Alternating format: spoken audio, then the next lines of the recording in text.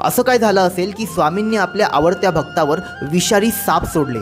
चला सांगतो. मंगळवेढे गावात बसप्पा तेली राहत होता. तो खूप गरीब होता. कधी कधी त्याच्या बायका पोरांना अन्न देखील खायला मिळत नसे. एक दिवशी तो वनातून जात असताना त्याला श्री स्वामी समर्थ महाराज दिसले. स्वामींचे तेजस्वी रूप पाहून त्याने लोटांगण घालून स्वामींचे चरण स्पर्श केले.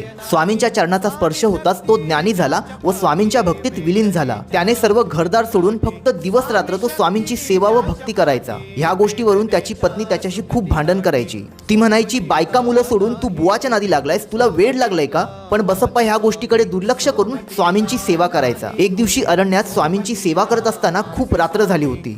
सगळीकडे अंधकार पसरला होता व भीतीदायक वातावरण झाले होते. अचानक स्वामी उठून घोर अरण्यात जाऊ लागले. त्याच्या पाठोपाठ बसप्पा देखील स्वामींच्या मागे जाऊ लागला. इतकी भयानक रात्र असून सुद्धा त्या जंगलात बसप्पा घाबरला नाही, कारण त्याचे चित्त स्वामींच्या भक्तीमध्ये इतके जडले होते की तो स्वतःला विसरून बसला होता. त्यावेळी स्वामी